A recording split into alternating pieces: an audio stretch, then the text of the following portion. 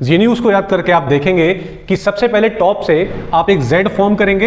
ये एक दिशा भ्रमित करने वाला प्रश्न है जिसमें इंसान जो होता है, जो व्यक्ति होता है, वो भ्रमित हो जाता है और भ्रम के वजह से वो इसका आंसर गलत देता है। नमस्कार दोस्तों, मैं हूं सौरभ शुक्ला और आपका स्वागत है हमारे यूट्यूब चैनल बैक बेंचर्स 592 में। आप एक ट्रैवलर हैं, वर्किंग मैन हैं, वर्किंग वुमेन हैं या फिर कंपटीशन देने वाले स्टूडेंट्स, आप सभी को दिशाओं का ज्ञान होना बहुत ज़रूरी है। दिशाएं जो होती हैं वो अक्सर हमें भ्रमित कर देती हैं, तो हम आज जानेंगे कि दिशाओं को कैसे जाना जाए। अगर आप किसी डायरेक्शन में हैं या किसी दिशा की तरफ मुंह करके खड़े हैं तो आपको ये पता चल जाना चाहिए कि जो बाकी दिशाएं हैं वो कौन कौन सी दिशाएं किस किस तरफ आती हैं। तो इसका एक बहुत आसान तरीका यानी कि एक शॉर्ट ट्रिक मैं लेकर आया हूं जिसको आपको याद रखना है और उस शॉर्ट ट्रिक से ही आप दिशाओं का ज्ञान बहुत जल्दी पता कर सकते हैं। तो हम शुरू करते हैं। यहाँ पर आप देख सकते हैं कि एक प्लस यानी कि एक जोड़ का चिन्ह यहाँ पर आपके सामने दिया हुआ है। तो इस प्लस चिन्ह में ही हम चारों दिशाओं को समझेंगे।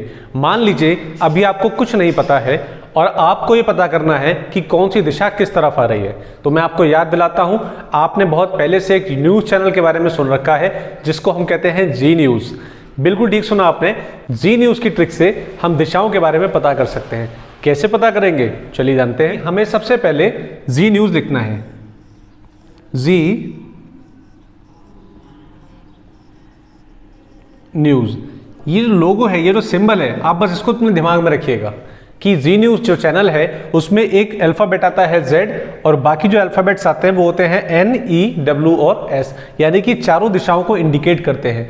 N for north, E for east, W for west and S for south. तो जी न्यूज़ से हम इन दिशाओं को क्रैक करेंगे। कैसे करेंगे? तो सबसे पहले आपको क्या करना है, एक पेपर पर प्लस का निशान बना लेना है या अपने दिमाग में भी बना सकते हैं। तो उस प्लस के निशान में सबसे पहले आप एक Z बनाएंगे। लेकिन वो Z कैसे बनेगा, कहां से बनेगा? टॉप से एक Z फॉर्म करेंगे।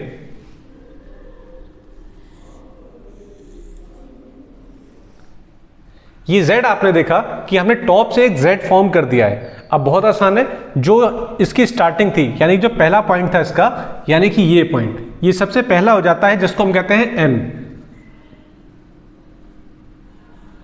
N that is north.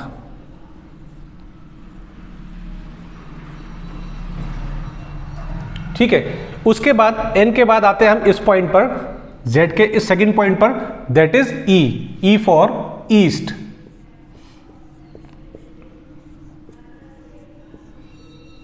Right, उसके बाद हम जाएंगे इसके थर्ड पॉइंट पर जो कि ये वाला पॉइंट है, यानी कि इस तरफ।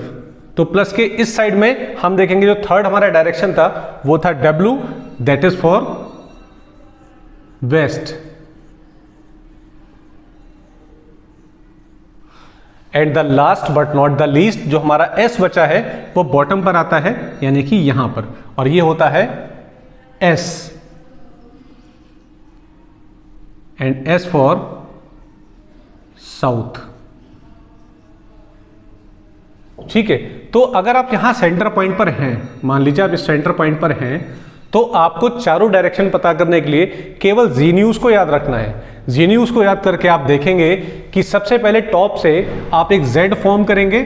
Z फॉर्म करके आप चारों डायरेक्शंस को वहां पर रख देंगे, जिसके बाद आपको केवल N, E, W और S को प्लॉट करना है और उनके नाम जो है आपको पता होंगे। N for north, E for east, W for west and S for south. इस तरीके से आप किसी भी अगर सेंटर पर हैं तो वहां से इन चारों डायरेक्शन के बारे में पता कर सकते हैं। अब आपको इसको फायदा कहाँ मिलता है? इसका फायदा आपको तब मिलता है या तो आप टूरिस्ट हैं या आप ट्रैवलर हैं या फिर आप किसी कंपटीशन में बैठे हैं जहाँ पे दिशाओं के बारे में कोई प्रश्न पूछा जाता है, जिसको हम दिशा सूचक प्रश्न भी कहते हैं।